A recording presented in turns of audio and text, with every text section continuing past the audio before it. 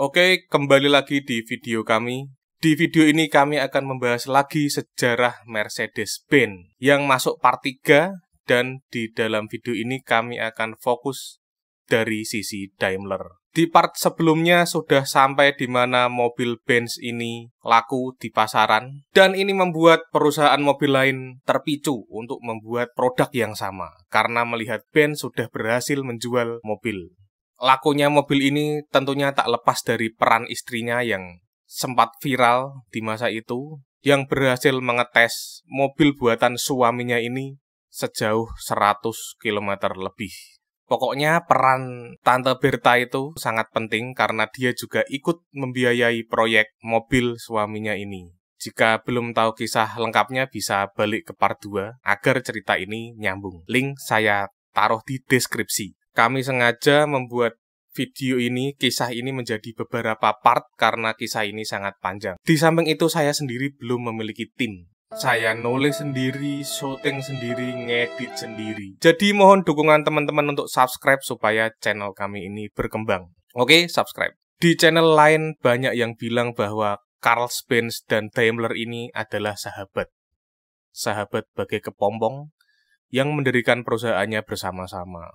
Mereka bisa menjelaskan kisah berdirinya Mercedes-Benz dalam waktu kurang dari 10 menit. Namun, dari segi kevalitan, ini dipertanyakan. Karena Benz dan Daimler ini sebenarnya adalah rival. Jadi, siapa Daimler ini? Oke, kita mulai ceritanya. Gottlieb Daimler. Dia lahir pada tanggal 17 Maret 1834 di kota Schondorf, Jerman. Kita skip cerita Daimler sampai di usia dia muda. Dia sempat magang di sebuah perusahaan senjata terkenal di Inggris bernama Birmingham Small Army atau BSA.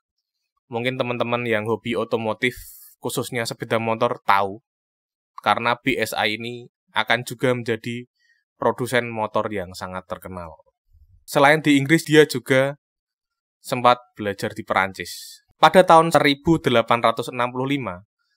Daimler memutuskan pulang ke Jerman. Saat itu dia berusia 31 tahun dan mendapatkan pekerjaan di sebuah bengkel bernama Brudenhau di kota Reutlingen. Bengkel ini dikelola oleh lembaga sosial yang banyak memperkerjakan yatim piatu dan tunawisma. Di sana dia bertemu seorang anak yang bernama Wilhelm Maybach. Ya, tulisannya Wilhelm Maybach. Tapi kalau orang Jerman itu pelafalnya adalah Wilhelm Maybach. Seorang antusias Mercedes-Benz pasti sangat kenal dengan orang ini. Nama lengkapnya adalah Augustus Wilhelm Maybach. Pada saat itu Maybach usianya terpaut 12 tahun dari Daimler. Saat itu dia berusia 19 tahun. Tapi orang inilah yang akan menjadi partner Daimler seumur hidup. Karena mereka saling cocok dalam segi pemikiran. Ngomong-ngomong, cocoknya ini jangan digiring ke hal yang lain ya. Mentang-mentang ini Jerman. Dan mungkin di tahun itu belum musim ya, seperti sekarang. Ya. Dan by the way, mereka normal dan memiliki istri masing-masing. Wilhelm Maybach ini terkenal orangnya kalem dan sangat seniman sekali. Dalam perkembangan otomotif di masa depan, dia memiliki julukan yang sangat mengerikan, yaitu King of Designer. Tahun 1872, demi mengejar impiannya, mereka pindah di perusahaan NA Auto CIE. Tentunya teman-teman jika menyaksikan video saya dari awal tahu, ini adalah perusahaan milik Nikolaus August Otto. Dan di tahun 1876, perusahaan ini menemukan mesin bensin pertama. Pada saat itu, Otto memang penggagasnya, tapi Daimler posisinya adalah sebagai direktur teknik dan Maybach adalah direktur desain. Jadi, secara teknis, Daimler dan Maybach ini bersama-sama membuat mesin bensin pertama di dunia di perusahaan milik Otto. Inilah yang mendasari Daimler mengirim gugatan hak paten kepada Carl Benz saat Carl Benz mengenalkan mesin bensinnya di tahun 1883. Mereka itu saingan, bukan sahabat. Dalam perkembangannya, NA Auto ini berkembang menjadi perusahaan saham terbuka bernama Deutz AG. Dan mayoritas produksinya adalah mesin-mesin besar, mesin statis industri. Di dalam potensi yang sangat besar itu, Daimler memiliki gagasan, mengemukakan sebuah ide ingin membuat mesin yang lebih kecil dan ringkas, yang kedepannya bisa dipasangkan ke sebuah benda agar bisa bergerak. Usulan tersebut sayangnya ditolak oleh mayoritas pemegang saham karena mereka sudah terlalu nyaman dengan produksi mesin statis sekarang dan menilai mesin bergerak itu membutuhkan riset yang sangat panjang dan memiliki maintenance yang sangat rumit. Tentunya biayanya juga besar. Penolakan ini membuat Daimler sangat frustasi. Dia sempat membuat statement yang sangat kontroversial pada saat itu bahwa perusahaan saham terbuka itu seperti perjanjian dengan iblis. Wow, seperti pesugihan ini. Karena para pemegang saham hanya ingin menaruh uangnya di sektor yang sudah terbukti menguntungkan tanpa menghargai riset. Karena ini, di tahun 1883, sekitar 10 tahun bekerja di perusahaan Otto atau Deus AG, dia memutuskan untuk resign dan diikuti oleh Maybach. Mereka mendapat pesangon dan akhirnya membangun perusahaannya sendiri dengan modal perseorangan. Perusahaan ini bernama Daimler Motoren Gesellschaft atau disingkat DMG. Mereka menggunakan modal sendiri karena ingin mengambil keputusan sendiri tanpa pertimbangan pemegang saham agar bebas. Daimler pun mengembangkan riset ini di kota Stuttgart di rumahnya dan membuat mesin yang kecil, ringan, dan berkecepatan tinggi, yang suatu saat diharapkan bisa dipasangkan ke sebuah benda agar bisa bergerak. Daimler pada saat itu memang sangat terkenal dengan pemikirannya yang ingin semua benda bisa bergerak dengan mesin. Selain membuat kerangka mesin tersebut, Daimler juga membuat kerangka desain sasis yang akan ditempeli mesin tersebut. Kerangka tersebut berasal dari bahan yang sangat eksotis, yaitu dari kayu. Jangan underestimate ya, karena kayu itu mahal. Dan di tahun 1885, mesin dan kendaraannya ini lahir. Yang jelas benda ini nampak seperti motor ya. Dan benda ini diberi nama Reitwagen atau sebuah kereta sepeda. Nah, ini sudah saya jelaskan di video pertama kami ya. Mesin yang dibuat juga sangat unik. Memiliki silinder tunggal vertikal dan memiliki kapasitas 276 cc, berpendingin udara dan memiliki roda gila yang sangat besar, menggunakan konfigurasi OHV atau overhead valve, jadi klepnya di atas, camshaft-nya di bawah, dan dapat mencapai 600 rpm, sedangkan mesin zaman dulu itu rata-rata kecepatannya 120 rpm. Mesin ini bisa melahirkan tenaga 1 horsepower. Daimler menamai mesin temuannya ini dengan nama Steinhuller atau The Grandfather Clock Engine. Banyak orang yang menerjemahkannya jam kakek, tapi maksudnya bukan itu. The Grandfather's Clock Engine ini maksudnya adalah mesin yang bentuknya mirip seperti jam tua pada saat itu. Maybach pun menguji kendaraan ini sendiri dan berhasil berjalan sekitar 30 km. Dan itu adalah awal dan akhir Daimler membuat sebuah sepeda motor. Karena pada dasarnya dia hanya ingin membuat prototipe untuk mengetes mesinnya bisa diaplikasikan di sebuah benda dan bisa bergerak. Selanjutnya, mesinnya ini ditempelkan ke sebuah kereta kuda yang dinamai Daimler Motor Quartz. Tapi produk ini sangat tidak laku di pasaran karena produk ini dinilai jelek dan masih sangat mirip dengan kereta kuda. Desain mobil ini pun diperbaiki oleh Maybach dan diberi nama Daimler Rennwagen. Dan inilah mobil Daimler yang pertama laku terjual di pasaran Jerman dan sempat menjadi taksi di negara tersebut. Di tahun 1887, Daimler membuat sebuah perahu berukuran 4,5 meter yang ditempeli mesin yang sama. Perahu ini diberi nama Neckar, yang diambil dari nama sebuah sungai tempat perahu ini pertama diuji. Ternyata perahu Neckar ini laris di pasaran, yang membuat perusahaan ini berkembang pada saat itu dan akhirnya memperbesar workshop mereka menjadi sebuah pabrik yang proper. Produk ini sangat laris hampir 10 tahun sampai di tahun 1900-an dan sangat menunjang perusahaan Daimler. DMG juga sempat membuat kapal udara bermotor pertama, atau bisa dikatakan Zeppelin. Meskipun bentuknya konyol, produk ini ternyata sukses mengudara di tanggal 10 Agustus 1880 Daimler sangat bangga akan hal itu. Tapi benar saja kebutuhan mesin bergerak memang belum sangat besar di masa itu. Daimler pada akhirnya juga membuat mesin statis industri agar perusahaannya bisa tetap jalan. Di samping itu, di tahun 1889 dia berkaca pada Carl Benz yang banyak menjual produknya di Paris. Dia mendekati Armand Peugeot yang saat itu sudah memproduksi mobil tapi masih menggunakan mesin uap.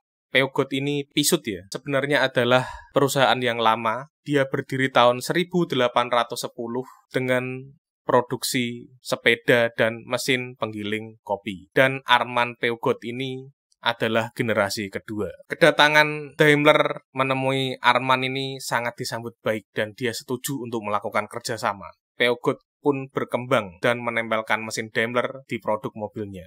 Tapi yang namanya bisnis, di tahun 1890, Daimler mengalami kesulitan keuangan karena biaya ekspansi dan riset yang cukup besar. Di samping itu, Pak Daimler ini sudah berusia 56 tahun dan mulai sakit-sakitan. Dia terkena liver dan harus berpikir realistis supaya bisa bertahan. Daimler pun menjual saham perusahaannya dan mulai di tahun 1890 status perusahaannya menjadi saham terbuka. Logo perusahaannya pun dirilis yang berbentuk bintang 3 sudut. Dengan filosofi semangat Daimler yang ingin produknya berjaya di darat, laut, dan udara. Sebenarnya ini mirip dengan apa yang digambarkan di logo awal perusahaan Daimler berdiri. Tapi logo baru ini lebih modern dan simpel. Inilah logo yang dipakai Mercedes-Benz sampai sekarang. Daimler yang pada awalnya sering tak cocok dengan orang pemegang saham harus berdamai dengan keadaan ini. Hal ini menjadi kesulitan tersendiri karena pemodal masih didominasi orang pada umumnya yang hanya ingin memodali mesin-mesin statis. Namun dengan bantuan Maybach, keadaan ini bisa ditengahi. Dia menjelaskan dana riset akan dikelola secara terpisah dan perusahaan ini pun masih bisa meneruskan industri otomotifnya. Daimler yang saat itu sakit-sakitan pun harus menurunkan anak pertamanya bernama Paul Daimler menggantikannya di bisnis tersebut. Saat itu Paul masih berumur 21 tahun, tapi mewarisi semangat ayahnya yang gemar otomotif dan memiliki dasar pendidikan otomotif dan memiliki gelar insinyur. Tahun 1892, Maybach dan Paul akhirnya berhasil mengembangkan sebuah mesin V-twin pertama di dunia dengan kapasitas 1009 cc. Mesin ini dinamai DMG Ponic. Mesin ini bisa melahirkan tenaga 9 horsepower dan di tahun 1894 mesin ini dijadikan sebuah truk bernama DMG Truk. Truk inilah yang akan menjadi cikal bakal truk di dunia dan tentunya bis di masa mendatang. Jadi yang ngaku-ngaku bismania harus tahu hal ini. Meskipun bus pertama adalah buatan Benz di tahun 1895, tapi coba lihat bentuknya.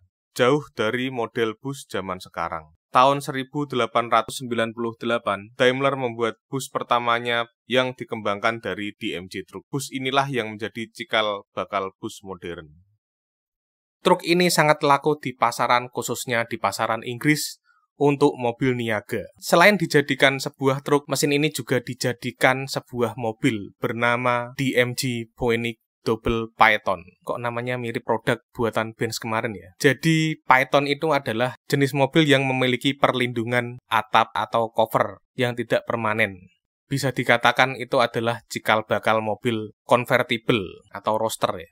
Dan iklan mobil DMG Ponic Double Python ini pun di media massa membuat tertarik seseorang bernama Emil Jelinek. Dia adalah seorang pengusaha kaya, terkenal, dan juga seorang duta besar. Wow, cuan nih. Dia pun datang ke pabrik DMG dan mengetes mobil DMG Double Python ini. Saat itu dia sangat tertarik dan langsung melakukan 6 SPK mobil ini. Wow. Orang kaya tenan ki. Selanjutnya, Emil Jelinek ini sangat tertarik dengan prospek penjualannya dan akhirnya membeli saham perusahaan DMG. Tak tanggung-tanggung, Dia menjadi pemilik saham terbesar di perusahaan itu dan membuat dia dijadikan dewan manajemen dan memperoleh hak pemasar tunggal. Wow. Dalam kata lain, dia menjadi direktur pemasaran. Wah, kapitalis. Gabungnya Emil Jelinek ini di perusahaan DMG sangat mempengaruhi performa perusahaan ini. Perusahaannya sangat berkembang pesat dan membuat cabang di Perancis. Dan itu juga membuat seorang Armand Peugeot mengukuhkan perusahaannya untuk membuat divisi khusus otomotif bernama Société des Automobiles Peugeot, atau kita sebut PISU atau Peugeot, yang sampai sekarang pun masih menggunakan lambang kepala singa. Singa gini ya. Ya itulah.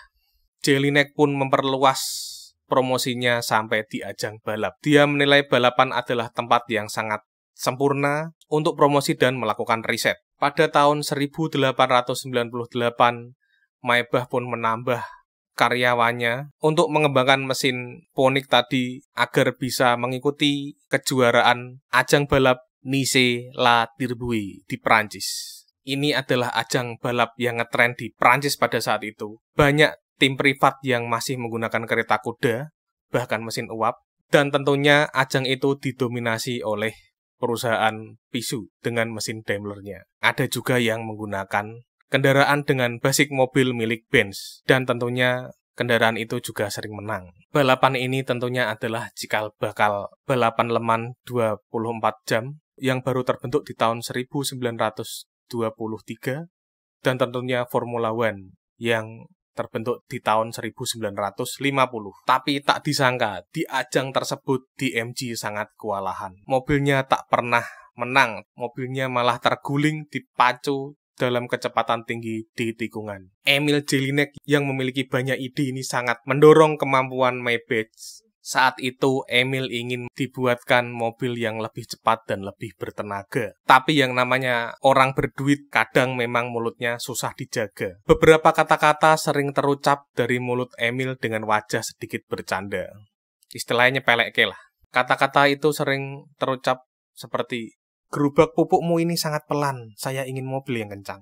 Mobil ini bentuknya lebih mirip kepompong, yang saya inginkan adalah kupu-kupu. Pengangkut kotoran sapimu ini gampang terguling, sangat tidak stabil." Nggak teli. Hal ini pun sangat membuat Daimler tidak nyaman. Tapi dia tidak bisa apa-apa, dan balik lagi hal ini ditengahi oleh Maybach. Maybach ini jiwanya memang sangat seniman banget ya. Dia tidak menyukai konflik dan sangat cinta perdamaian. Tapi dia membuat karya. Keren. Hal ini pun membuat Jelinek membuat standar baru untuk merancang produk-produk milik Daimler. Dia membuat standar baru berupa mobil itu harus memiliki sasis yang lebih lebar dan lebih panjang agar stabil, dan pusat gravitasi atau ground clearance yang lebih rendah. Wow. Dan tambahan yang paling epik adalah dia ingin mobilnya ditambahkan starter elektrik, tidak menggunakan tenaga tangan, supaya lebih elegan saat menyalakan mobil. Kita bisa lihat ada sebuah device di depan mobil ini berupa tuas, dan tuas inilah yang berfungsi untuk menghidupkan mobil. Emil Jelinek ini menginginkan pengendara mobil harus elegan dan tidak mengotori tangannya saat menyalakan mobil. Tajam juga pemikirannya ya. Jika dari sudut pandang perusahaan sekarang, katakanlah Apple, mungkin Emil Jelinek ini Steve Jobs-nya ya, dan Johnny Ive-nya ini Maybach. Starter elektrik pun terwujud dengan bantuan perusahaan tetangga, yaitu Bosch. Pada saat itu, Bosch juga merintis karirnya karena baru berdiri di tahun 1886. Bosch ini sendiri adalah perusahaan asal Jerman yang bergerak di bidang elektrikal dan permagnetan. Maybach pun mengembangkan mesin Ponic-nya menjadi 4 silinder, 5.300 cc, dan bisa menembus tenaga 35 horsepower. Sangat berkali-kali lipat dari awalnya. Di awal tahun 1900-an, akhirnya mesin ini bisa dibuat menjadi mobil dan diberi nama oleh Jelinek dengan nama Mercedes. Terinspirasi dari nama anak wanitanya. Mercedes ini artinya adalah pertolongan atau pengasihan. Mobil ini sangat kencang dan saat itu bisa berlari sampai 76 km per jam. Pencapaian yang sangat wow pada saat itu. Mobil ini pun sukses di ajang balap dan memicu perkembangan mesin yang lebih spektakuler. Mobil yang dinamai Mercedes pertama ini dikembangkan lagi lebih manusiawi, supaya lebih layak di jalanan dipakai orang, dan dinamai Mercedes Simplex.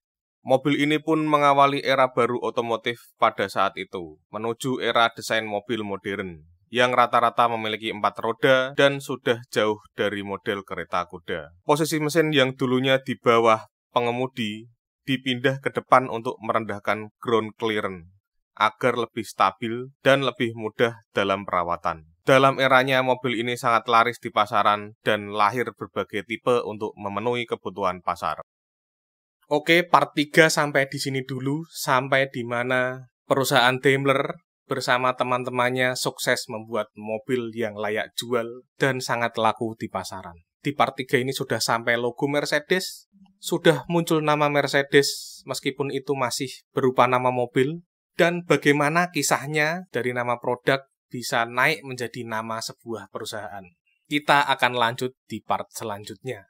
Kalau kepanjangan yang edit capek guys. Jadi harus bersabar, kita nikmati part demi part. Oke, sampai di sini dulu penjelasan kami. Jika ada kritik dan saran, biasa silahkan komen. Terima kasih telah menonton. Sampai jumpa di video berikutnya. Ciao.